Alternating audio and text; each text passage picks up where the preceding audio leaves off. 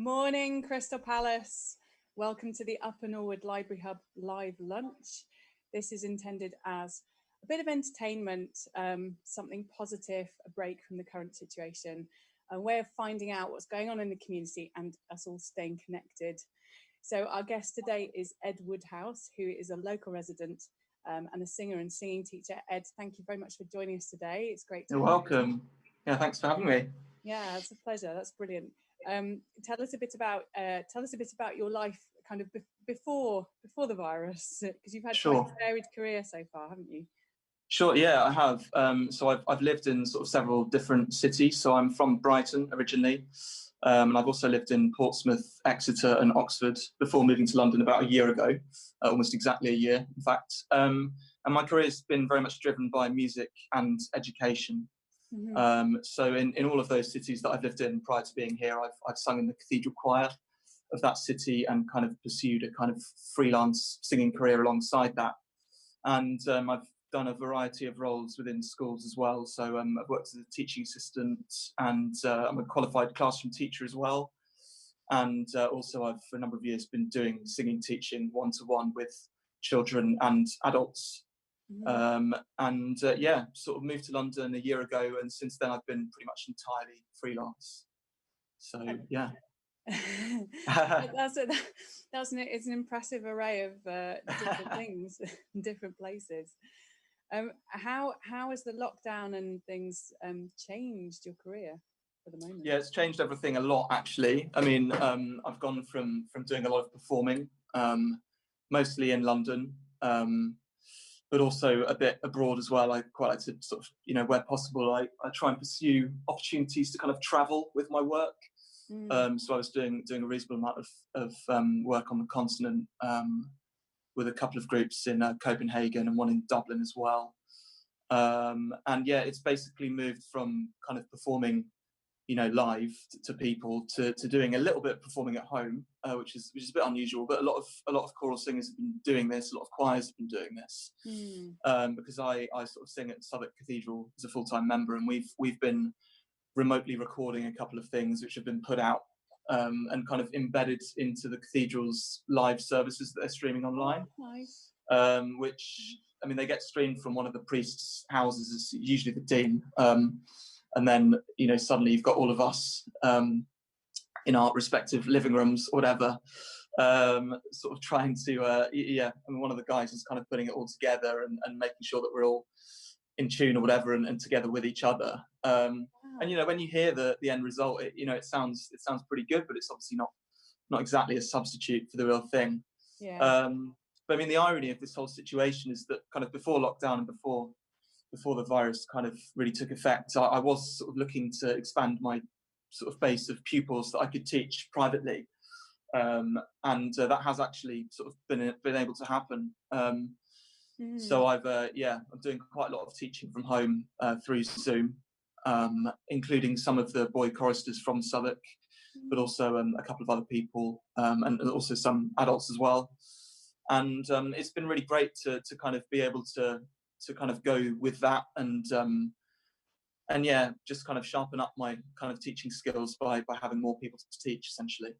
It's sort of it's giving us all the time to do the thing. I think when we were speaking yesterday, this struck me. It's given us the time to do the things that we've had in the back of our heads as something we wanted to do for a while, but not have the time and space to actually focus on quite as much as we wanted, maybe.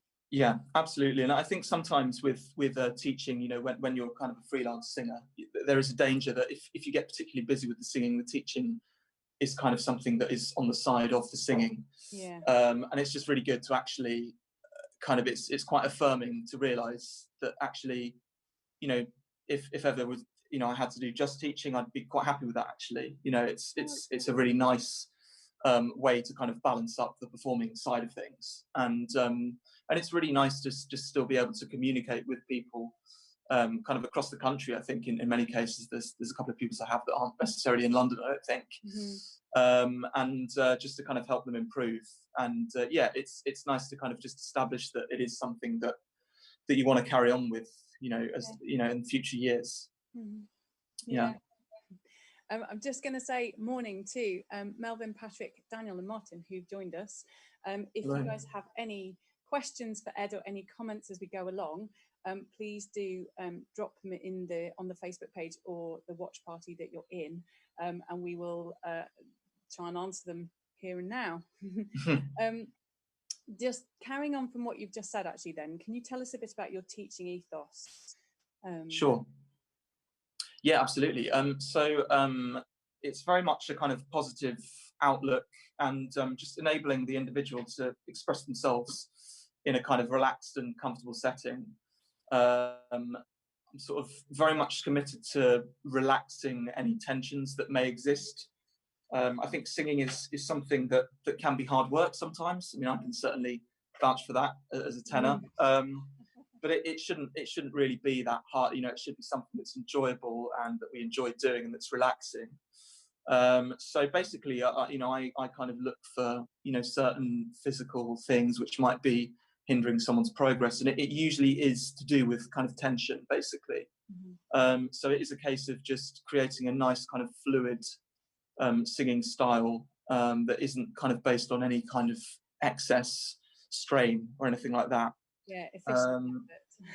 Yeah, well, absolutely, yeah. And I think, kind of economizing effort as well is quite a big thing. I think sometimes, people can see quite immediate benefits just by taking the dynamic down a couple of notches, because then suddenly you're in a bit more control of what you're doing.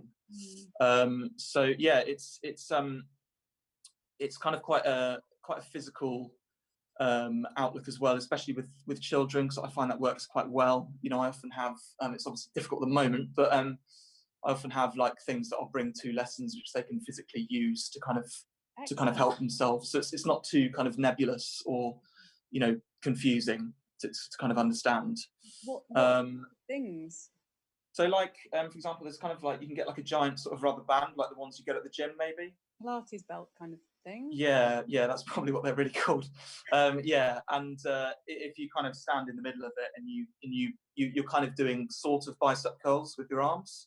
Okay. But it's just a good way of kind of grounding you kind of physically, and just making sure that you're enabling your whole body to kind of help you in the singing process, rather than channeling everything up towards here. In which case, I mean, the trouble with it is that it often does work to an extent, but it's kind of further down the line you will kind of run into difficulty. So it's kind of a long-term thing, really. It's always a bit there's the line that you're aiming for, isn't there? And then everybody's always oscillating either side of the line, and you just have to try and get the oscillations closer and closer. Exactly. It's all to do with balance, really, and it's not easy to achieve that balance. It's kind of the balance between being relaxed but not being kind of limp, but then being energetic but not being kind of tight. It's really difficult, but it's something that if you invest lots of time in it, you will sort of get better. So it's something you can definitely see the rewards from, and I think people have seen that in terms of the kind of repertoire you can build up to something that's kind of much more difficult than the first thing they looked at, and they kind of won't necessarily notice that they've actually progressed to sing something that before wouldn't have necessarily been possible. So sort of having a knowledge of what kind of repertoire you can look at is also kind of very handy. How much do you find that the physical tension comes from sort of mental critical brain being a bit overactive? Yeah, there's a hell of a lot of that. I mean, I have a lot of that personally as a singer. Me too. It's a difficult thing to shake, really, because I mean, it's difficult to tell where these things kind of come from. I mean, I've certainly had issues with. I mean, you can always tell it with if you see people's faces kind of contort if they go a bit higher, maybe that's something that I'm definitely guilty of sometimes. It very much is as much mental as it is physical. But I think that the physical can kind of aid the mental in that respect, because I think, when you're singing well, it sort of feels good. So it should make you feel better. That's the thing. It's very difficult to sing kind of in a way that is pleasing you if it's not actually physically kind of nice, Nice, yeah. Yeah. So it's something that takes a bit of time. And I think, there are a lot of ways you can help. I mean, I think just a basic thing is when practicing, kind of doing it in front of a mirror is rarely a bad idea, just because you can maybe pick up on stuff that you weren't even. Yeah, no, I do as well. Yeah, I mean, I find the whole listening to myself pretty painful as well, to be honest. But yeah, it is kind of like necessary, just because you might just notice your jaw's doing something funny and you didn't even realise before. And then of course you can bring those things to your teacher or whatever. So yeah, so I think the mental side of it very much manifests itself in the physical, I think. Yeah, and you can approach it from both directions, can't you, as you're saying? So you can approach it by trying to undo the physical side and relax physical tensions, as well as addressing kind of what's actually going on mentally. Yeah, of course, yeah. And I think another thing, because I think we mentioned this yesterday, it's really, really important just to kind of, it's another pretty fundamental part of my kind of teaching style. You've just got to periodically remind, your student or the individual that they are doing really well, and a lot of the things they're doing are right. Because the last thing you want to get into is just a constant kind of troubleshooting exercise where you kind of suck all the momentum and kind of flow out of the lesson, and you end up kind of just being quite negative, basically. So it's really important to kind of like just establish that message that they are doing a lot of the right things, and build confidence. Yeah, absolutely. Yeah. So we've just been joined by Shane and Richard. So lovely to have you guys with us. Hello. Yeah. If you have any questions or comments as you go along, please add them to the Facebook page, and we'll attempt to answer them. So I think what would follow on quite nicely, just tell us a little bit about what a normal lesson structure would be for teaching. Sure, yeah. So I mean, it's normally split into kind of 3 parts, I think. Typically kind of starting with a warm-up.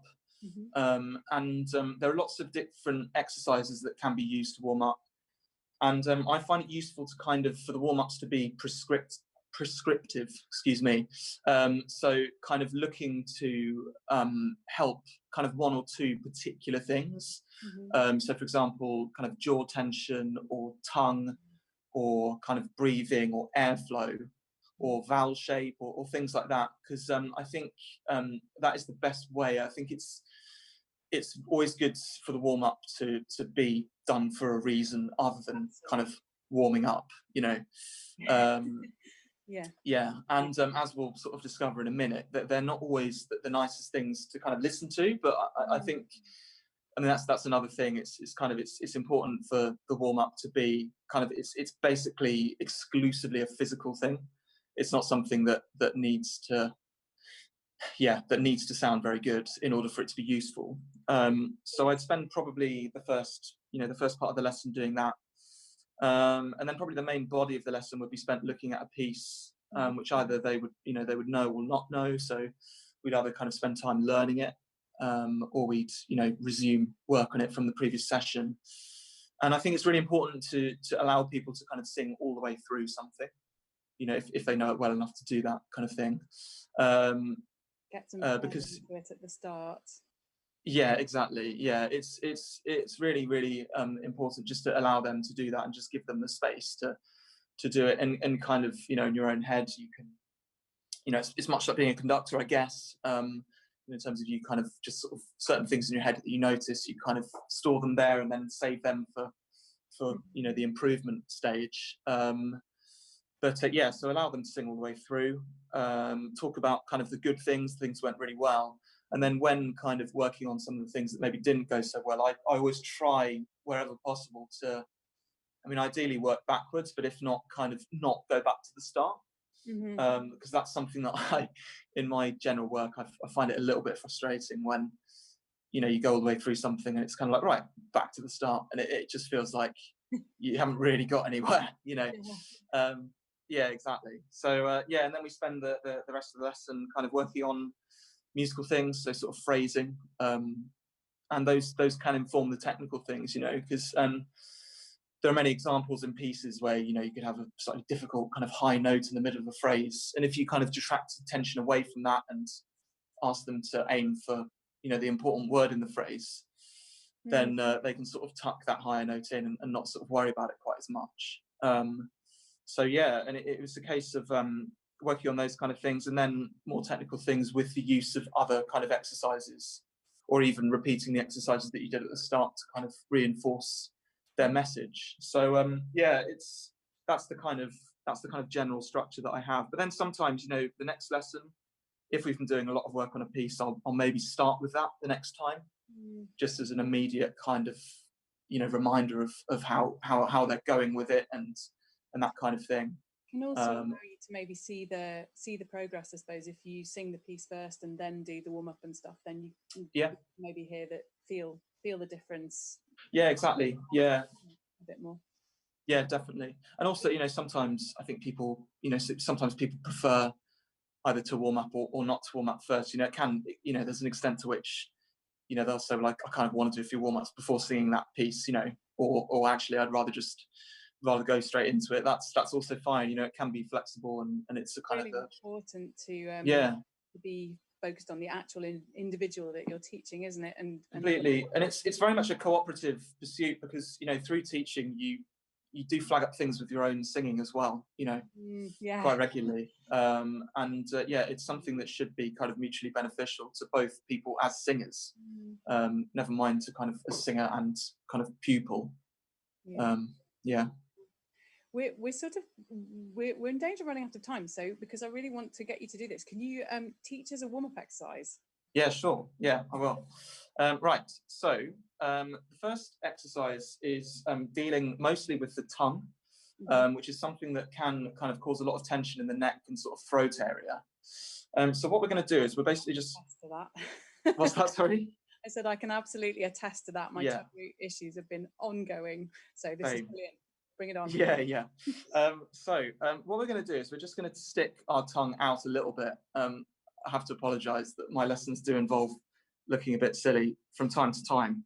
But we're just going to go 3 notes up a major scale and then back down, just with our tongue stuck out a little bit. So I'll do it first, and we'll start on a D, I think.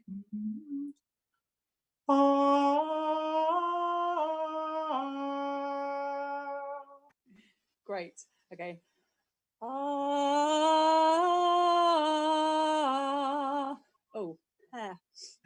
You can probably, I don't know if you can see this, but I do have a lot of tension in my tongue, and it's actually shaking when I do that. Yeah, so I mean, what it does, because the ideal position for the tongue, certainly with an R vowel, is for it to be rested kind of against the front bottom teeth. That's kind of the perfect neutral position for it to be, because it enables it to be flat, and it means that it's kind of not tensing in any way. And basically this exercise kind of exaggerates that movement essentially. So it does feel a bit weird. It is quite difficult, but it's and you can just go up the scale, you know, in semitones or whatever, you know, as high as you want really, or as, you know, as low as you want, or you can keep it just to a few notes.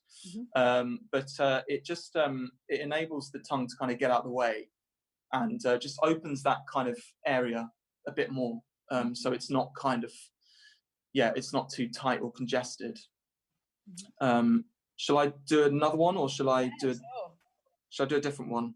So a different one would be, it's kind of a similar thing, so it's a similar exercise, but this one is with the aim of sort of awakening some of the support muscles. So the support muscles that I'm kind of thinking of are the ones on your side, sort of either side, obviously. So below sort of where the rib cage ends, but above the pelvis. So that's the kind of area that we're thinking about. And we're using a combination of V, so the letter V, and then opening out onto an R. So it would be...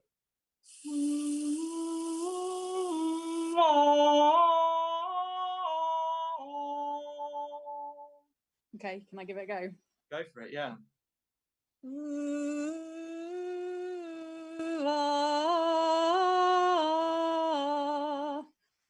Great, yeah. So like the idea behind that one is the V should be quite sort of vigorous. Was mine vigorous enough? It was, yeah, definitely, yeah. And you know, because you're kind of trying to get, you know, you're trying to get your body to work, so it takes a little bit of effort. And then when you come out into the R, it's sort of like a less traumatic version of taking the stabilizers off a bike, you know. So you kind of then you're away, and you know the muscles should already be working, and you just allow a nice relaxed kind of R. And and it's one of those things where, again, you're kind of you're using the V to kind of replicate the kind of muscular contribution that you want kind of from that area of your body. And then when you come up into the R, you kind of feel what it's like to sing with that help. So again, these are both exercises which they're kind of long-term investments that can really help. And they don't need to be stressed or strained or anything like that. And you don't need to go too high or anything like that. It's just little kind of things that will just help to relax the tongue and engage your support a little bit. Brilliant. Yeah. Thank you very All much right. for that. That's You're excellent. welcome. Guys, there you go. You've got some exercises to be playing with this week. I'm just going to say hello to Jake and Barbara, who've joined us as well. Hello. Towards the end, but if you have any questions, do shoot them over and we'll try and answer them before we finish. So just, I guess, to finish off with the kind of teaching bit, if people want to get in touch with you, what's the best way to do that if they've got questions or they're interested in lessons or anything? Sure, yeah. So my email address would be the best way, which is ecwoodhouse@live.co.uk. Obviously, I'm not doing a great deal at the moment beyond teaching and sort of running around the park every now and then. So I'm very happy to answer any questions, or anyone that's looking to have lessons. We can sort of discuss that. I've been teaching people on Zoom, and it's worked for the most part really, really well. And I'm sort of happy to teach as many people as want lessons, really. Brilliant. Yeah. And just to finish off with, because I really want to get a kind of Crystal Palace local question in there. Yeah, of course. Because you've been in the area for about a year, haven't you? Yeah. What is your favourite thing, or maybe two things about Crystal Palace? So we live right next to the park, which is just an absolute godsend. I mean, especially at the moment, but even just normally, just having a green space nearby, especially in your first kind of London move, it's not always necessarily achievable. So we're extremely grateful for that. And then when we go up towards Crystal Palace, just there's so many kind of independent places where you can get a drink or whatever. I mean, coffee is a huge part of my life, so mine too. I'm quite partial to the four boroughs. I've quite often gone up there of an afternoon if I've got some free time or whatever. I mean, before we moved here, we both knew people that had lived here already, and we only heard good things. So it was a move that we were not daunted by at all, because we knew we were going to a really nice area, and we love it here. And if ever we have to move from where we are now, we'd certainly look to stay in this area, I think, because it works really well for us in terms of work as well. We're quite well connected to the places that we work. And it's just a very, very nice kind of area to be in. I absolutely 100% concur. Good. Brilliant. Thank you so much for joining us, Ed. No, you're welcome. Thanks for having me. That's a pleasure. I'm just going to give everybody a very, very quick update on, as you know, I'm sure by now if you've tuned in before, we have an enormous live streaming program through the Upper Norwood Library Hub. Basically, as many of the the venue hirers as possible have gone online. So all the events that normally take place actually in the hub on a regular basis are as much as possible online. So we have everything from kind of mindfulness and yoga to children's stories to adult stories in full Gothic costume, I seem to remember. We have singing sessions, we have online live music, basically pretty much anything you might want we have, and if we don't have it already, ask us and we'll try and add it. It's brilliant for us to have your support. Obviously we're not kind of making our usual money through the venue and stuff at the moment, so just having people watching, joining in, staying connected, being involved is really, really helpful. And so please check out the live streaming program. And a couple of things particularly to mention, because they've come up recently on the Crystal Palace local Facebook group as questions. So we have still running Clear Community Web, which is technical help for people who are having trouble getting online and want to learn more about how to do that and what they can actually do with it. So please get in touch with us about that. It's particularly aimed at sort of more elderly, more vulnerable people. Please give Casper a shout. What was the other thing I was going to say? ESOL. So also the English speaking for people for whom it's not their first language if you or anybody you know would like some English help, especially during this time when maybe we've got a bit more time to kind of focus on those things, please get in touch. We're still running those through the Library Hub as well. So that's it from us for today. Thanks very much, Ed, for joining us, and we'll hope to see you guys all tomorrow at midday for the next interview, which is Crystal Palace dinosaurs. So if you want to know more about the Dino Bridge and what's happening with that and things, tune in tomorrow, and we'll see you then. Bye.